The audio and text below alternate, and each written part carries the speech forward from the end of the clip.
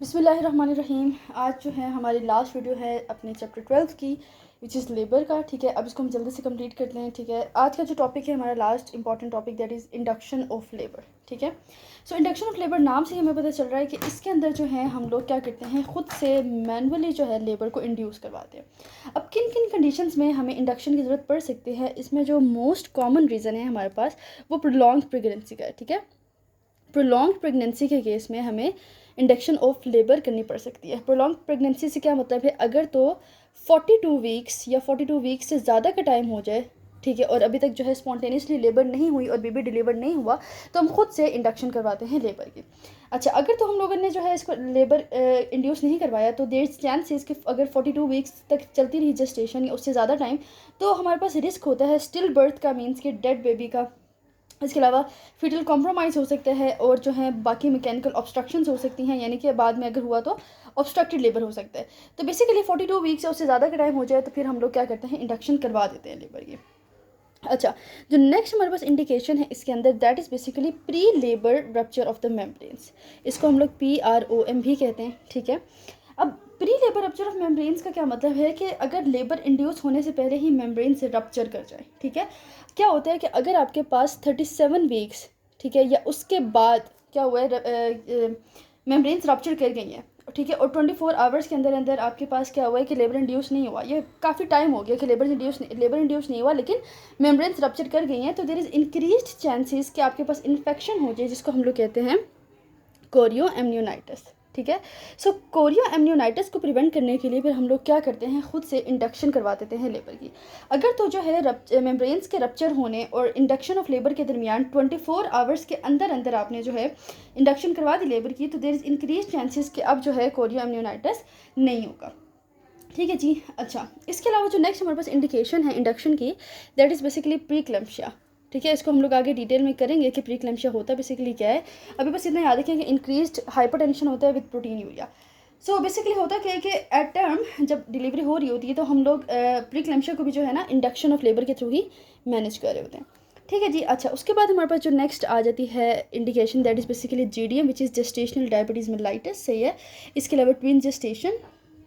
ठीक है, इसके अलावा अगर आपके पास क्या हो जाए, इंट्राहेपेटिक कोलिस्टेसिस हो जाए प्रेगनेंसी का, ठीक है, सो उस केस में भी आप क्या करोगे, इंडक्शन करवा सकते हो लेबर की। अच्छा, अगर तो हमारे पास यूजुअली क्या होता है GDM के केस में, यानी कि जब मैटरनल डायबिटीज़ होती है उस टाइम पे जो अगर बेबी डिलीवर होता है, वो आपके पास क्या है, गुड साइज़ बेबी होता है। ठीक है, वो क्या होता है, बेसिकली मैक्रोजोमिक बेबी होता है, उसका साइज़ ज़्यादा होता है।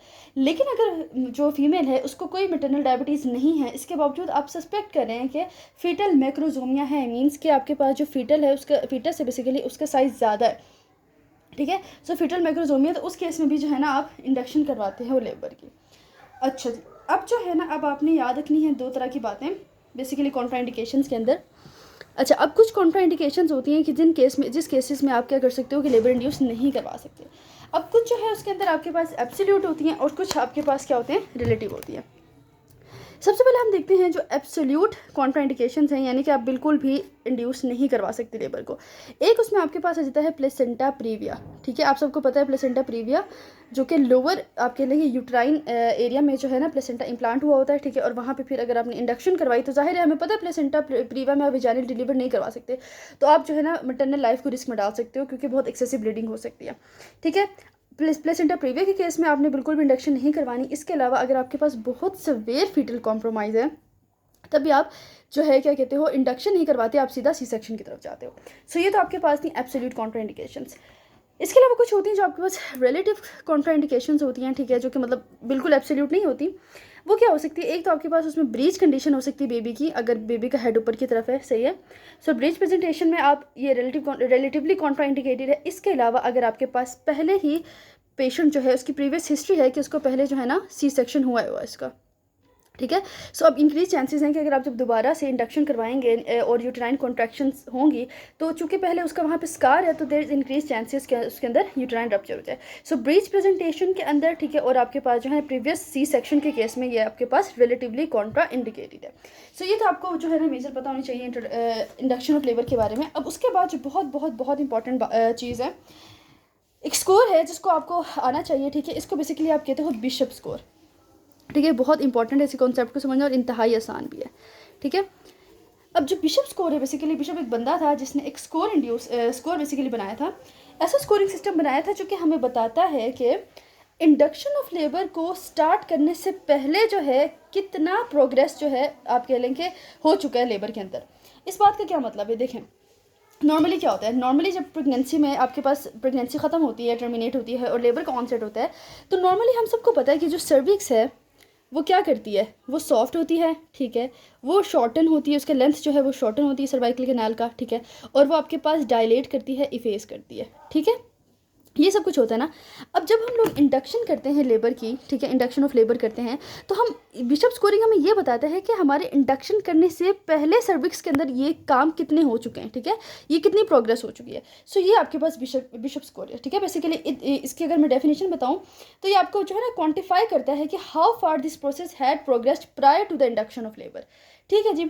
अब इसके अंदर क्या होगा, ज़ाहिरी बात है जितना ज़्यादा हाई आपके पास स्कोर होगा उसका क्या मतलब है कि उतने ज़्यादा इन प्रोसेसेस में जो है ना प्रोग्रेस हो चुकी है और उतनी ज़्यादा आपके पास जो सर्विक्स है वो फेवरेबल हो गई है, किसके लिए, लेबर के लिए, डिलीवरी के लिए, सही है।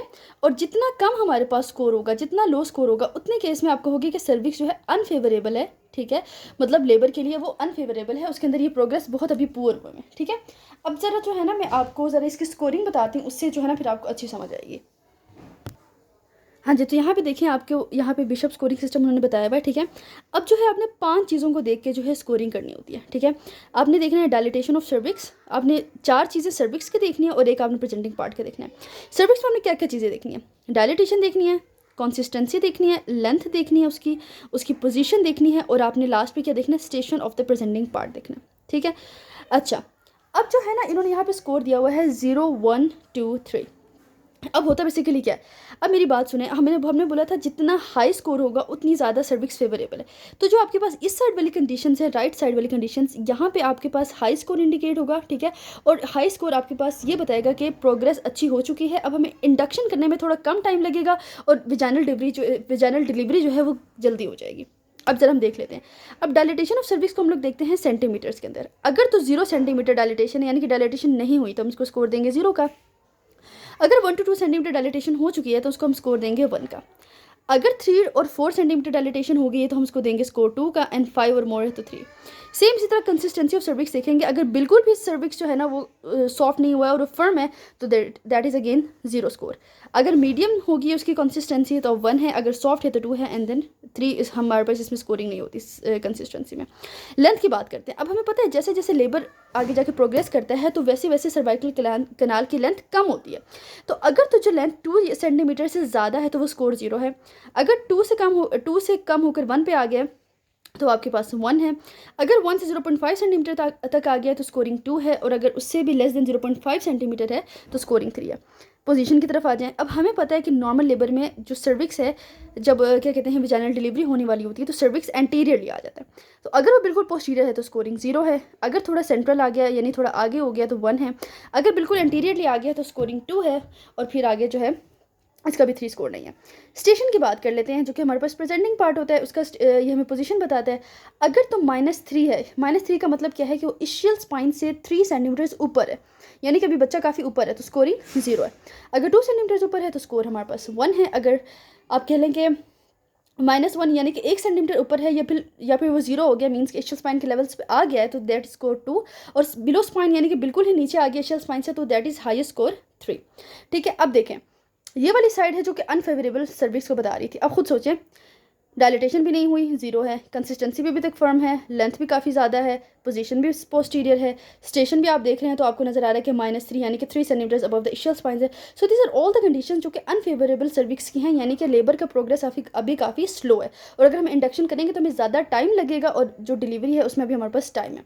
सेम इसके ऑपोजिट आपके पास इस साइड पर है जहाँ पे आप देख सकते हैं, फॉर एग्जाम्पल यहाँ देख लें कि डायलिटेशन भी काफ़ी हुई है, कंसिस्टेंसी भी सॉफ्ट हो गई है, लेंथ भी काफ़ी कम हो गई है, सर्विक्स भी एंटीरियरली आ गया, स्टेशन भी काफ़ी नीचे आ गया, फीटल हेड काफ़ी नीचे आ गया। तो दैट मीन्स कि सर्विक्स फेवरेबल है, और अब हमारे पास इंडक्शन अगर हम करवा भी देंगे तो इतना टाइम नहीं लगेगा और वेजाइनल डिलीवरी हो जाएगी। ओके, अच्छा, अब हम लोग जल्दी से देख लेते हैं कि क्या मेथड्स हो सकते हैं इंडक्शन के, यानी कि हम लोग किस तरह से लेबर को इंड्यूस करवा सकते हैं।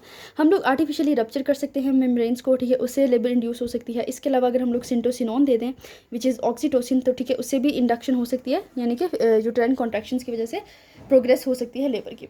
इसके अलावा हम लोग जो है ना सिंथेटिक प्रोस्टाग्लैंडिन्स देते हैं which is basically prostaglandin E2, ठीक है, सही है। इसको हम लोग जो है ना मिफ्प्रिस्टोन या फिर मिज़ोप्रोस्टोल के नाम से भी देते हैं, और अब जो है इनको ज़्यादातर इंट्रायूट्राइन फीटल डेथ के लिए यूज़ किया जाता है, ठीक है। सो आपके पास जो मिफ्प्रिस्टोन है और जो आपके पास मिज़ोप्रोस्टोल है, अब इनको मोस्टली किस लिए यूज़ किया जाता है, जब इंट्रायूट्राइन फीटल डेथ हो चुकी हो तो फिर उस डेड फीटस को जो है ना बाहर एक्सपेल करने के लिए अब यूज़ किया जाता है। अच्छा, इसके अलावा जो हमारे पास तरीके हैं वो आपके पास हैं जी, एक और तरीका आपने याद रखना है, दैट इज़ मेम्ब्रेन स्वीपिंग का।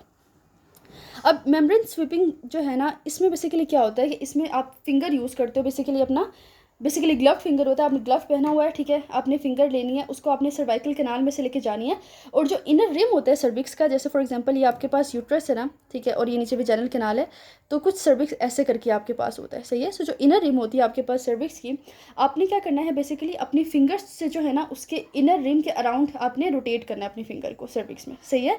सो इससे बेसिकली क्या होता है कि नेचुरली जो है ना प्रोस्टाग्लैंडिन्स वगैरह रिलीज होते हैं, जो फिर जब के आगे जाके प्रोग्रेस को अच्छा करते हैं लेबर के। सो ये सारे हमारे पास तरीके थे, मेथड्स थे, आपको पता होने चाहिए। अब जल्दी से हम लोग कॉम्प्लिकेशंस देख लेते हैं, बहुत आसान है, बिल्कुल भी मुश्किल नहीं, फिर हमारा चैप्टर कंप्लीट हो जाएगा। एक तो ये है कि जब हम खुद से मैनुअली इंड्यूस करवाते हैं लेबर को, तो फीमेल जो है उसको ज़्यादा पेन होती है, ठीक है। और जब हम लोग ऑक्सीटोसिन देते हैं, सिंटोसिनोन देते हैं, तो उस केस में अगर बहुत हाइपर स्टिमुलेशन हो जाए यूट्रस की, तो उस केस में फीटल कॉम्प्रोमाइज़ भी हो सकता है, ठीक है। सो फीटस जो है ना वो कॉम्प्रोमाइज़ हो सकता है, फीटल ब्रेडिकार्डिया हो सकता है, ठीक है। इसके अलावा अगेन वही बात कि अगर प्रीवियस सी सेक्शन हुआ है फीमेल का, तो देर इज़ इंक्रीज चांसेस कि अगर आप खुद से इंड्यूस करवाएंगे, यूट्राइन कॉन्ट्रैक्शंस करवाएंगे, तो उसके अंदर आपके पास जो है ना यूट्राइन रप्चर हो सकता है, ठीक है। So it was all about labour का चैप्टर। अब इसके बाद जो है हम इंशाल्लाह अपना नेक्स्ट चैप्टर स्टार्ट करते हैं।